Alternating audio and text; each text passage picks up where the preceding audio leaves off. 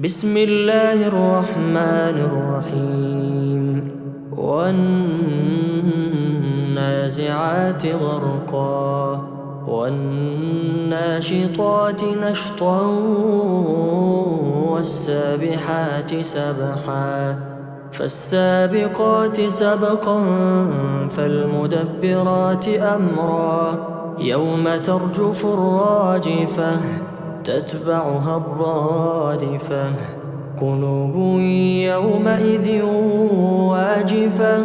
أبصارها خاشعة يقولون أئنا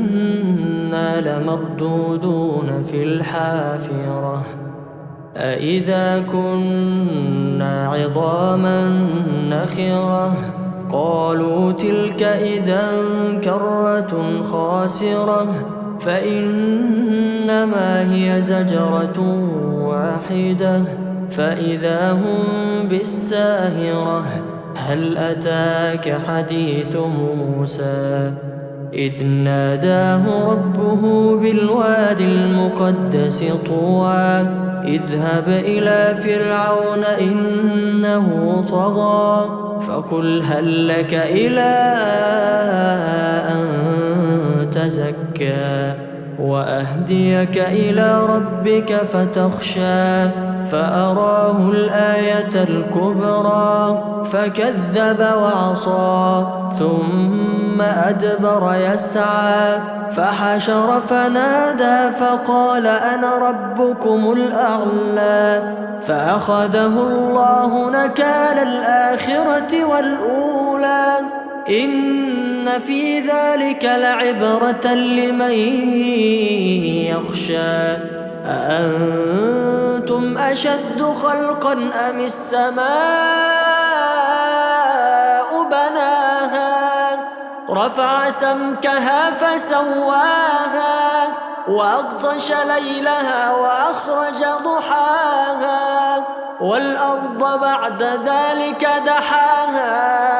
أخرج منها ماءها ومرعاها والجبال أرساها متاعا لكم ولأنعامكم فإذا جاءت الطامة الكبرى يوم يتذكر الإنسان ما سعى وبرزت الجحيم لمن يرى فأما من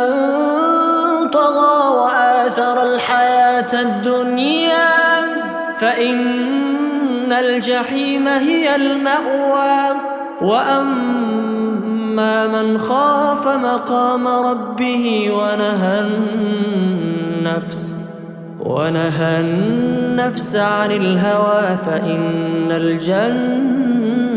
هي المأوى يسألونك عن الساعة أيان مرساها فيم أنت من ذكراها إلى ربك منتهاها إنما أنت منذر من يخشاها كأنهم يوم يرونها لم يلبثوا إلا عشية أو ضحاها.